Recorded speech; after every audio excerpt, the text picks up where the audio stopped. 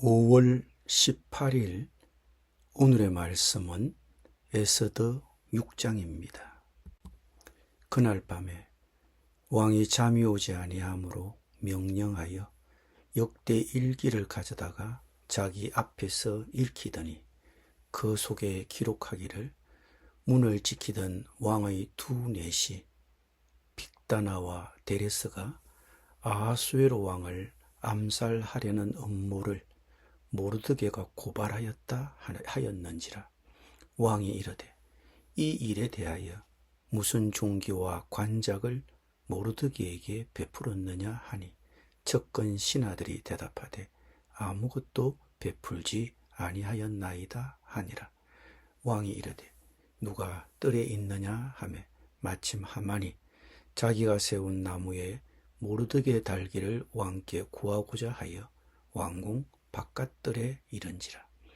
접근 신하들이 아뢰되 하만이 뜰에 섰나이다 하니 왕이 이르되 들어오게 하라 하니 하만이 들어오거늘 왕이 묻되 왕이 존귀하게 하기를 원하는 사람에게 어떻게 하여야 하겠느냐.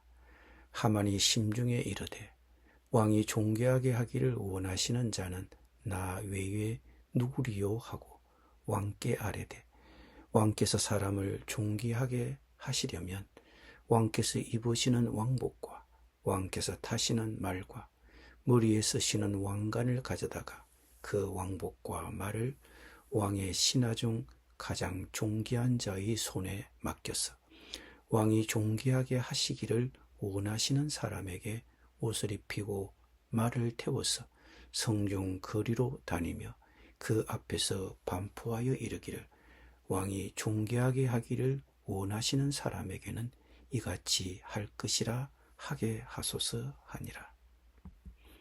이에 왕이 하만에게 이르되 너는 네 말대로 속히 왕복과 말을 가져다가 대궐 문에 앉은 유다 사람 모르드게에게 행하되 무릇 네가 말한 것에서 조금도 빠짐이 없이 하라. 하만이 왕복과 말을 가져다가 모르드게에게 옷을 입히고 말을 태워 성중 거리로 다니며 그 앞에서 반포하되 왕이 존귀하게 하시기를 원하시는 사람에게는 이같이 할 것이라 하니라. 모르드게는 다시 대궐 문으로 돌아오고 하만은 번뇌하여 머리를 싸고 급히 집으로 돌아가서 자기가 당한 모든 일을 그의 아내 세레스와 모든 친구에게 말하며 그중 지혜로운 자와 그의 아내 세레스가 이르되 모르드게가 과연 유다 사람의 후손이면 당신이 그 앞에서 굴욕을 당하기 시작하였으니 능히 그를 이기지 못하고 분명히 그 앞에 엎드러지리이다. 아직 말이 그치지 아니하였어 왕의 내시들이 이르러 하만을 데리고 에스더가 베푼 잔치에 빨리 나아가니라. 아멘.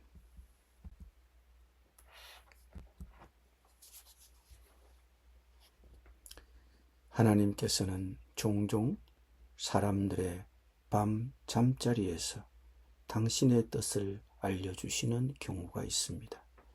느부갓네살 왕이 꿈을 꾸었을 때 밤에 환상을 보고 소아시아에서 유럽으로 선교의 방향을 틀었던 사건이 대표적입니다. 왕후 에스더가 베푼 만찬에 갔다가 돌아온 왕은 그 밤에 잠을 이루지 못했습니다. 그리고 이 평범한 상황은 이어지는 사건의 방향을 바꾸는 전환점이 됩니다. 우리는 아하수에로 왕의 불면증이 하만과 모르드게의 운명뿐만이 아니라 유대민족 운명의 흐름을 어떻게 바꾸어 놓았는지 보게 됩니다.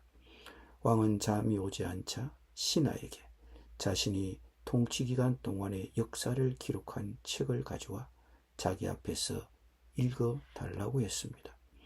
신하 모르드게가 왕을 암살하려는 음모를 폭로하여 왕의 목숨을 구한 대목을 읽어주자 왕은 모르드게가 어떤 보상을 받았는지 물었습니다. 물론 우리가 아는 것처럼 보상은 없었습니다. 이에 왕이 신하를 부르자 모르드게를 교수형에 처할 윤허를 받고자 뜰에 대기하던 하만이 있었습니다. 왕은 하만을 그의 방으로 불렀습니다. 왕이 누구라고 밝히지는 않고 하만에게 그가 기뻐하는 사람을 어떻게 존귀하게 대우해야 할지 물었습니다. 하만은 그 사람이 바로 자신을 가리키는 줄 알고 왕에게 그런 사람은 왕의 옷을 입고 왕의 말을 타고 거리로 행진시키라고 건의를 드렸습니다.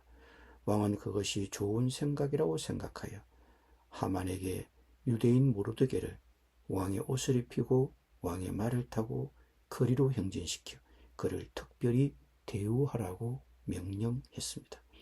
하만은 모르드게를 매달기 위해 교수들을 만들었고 이 계획을 실행에 옮길 수 있도록 왕에게 허락을 구하려 아침 일찍 궁궐에 왔습니다. 그런데 갑자기 일이 틀어졌습니다. 자신을 무시하던 자를 높여야 했습니다. 모르드게는 심한 모욕감을 느꼈습니다. 서둘러 집으로 돌아온 하만은 아내와 친구들에게 자기가 겪은 사실을 자세히 알렸습니다. 친구들과 그의 아내는 하만의 몰락을 직감했습니다. 그러나 그가 돌이키기에는 시간이 없었습니다.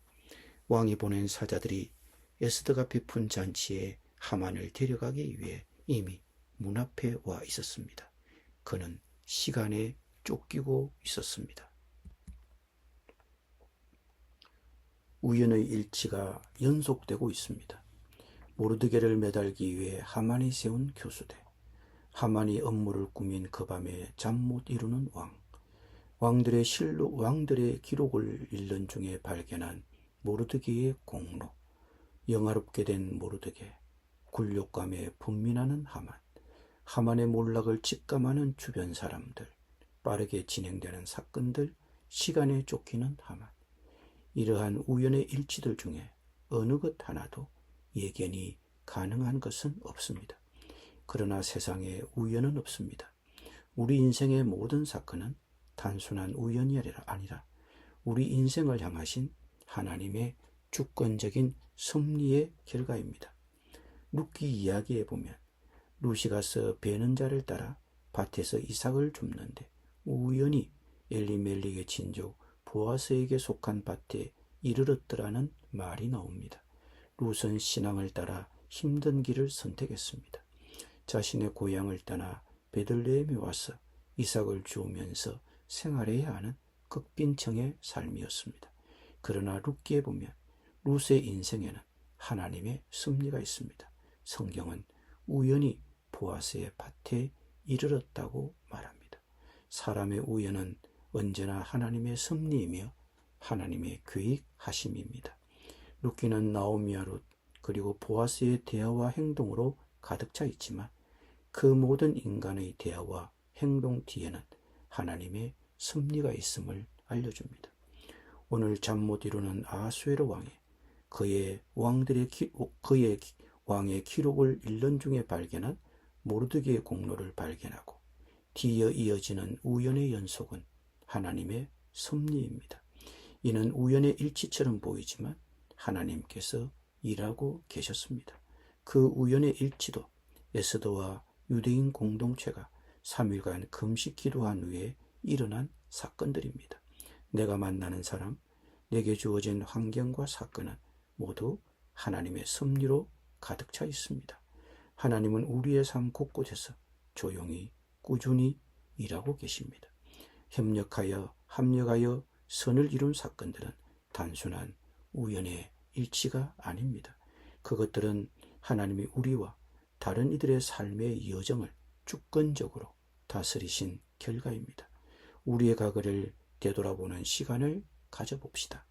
하나님이 어떻게 그 많은 일들을 조합하셨는지를 살펴보고 하나님께 감사를 드립시다. 기도드립니다. 우리 인생을 인도하시는 하나님, 그 어떤 우연의 일치도 하나님의 손길과 하나님의 섭리 속에 있음을 믿습니다. 그 우연 속에 나타나는 하나님의 뜻을 잘 읽고 관찰할 수 있도록 주목하게 하여 주옵소서. 예수님의 이름으로 기도드립니다. 아멘.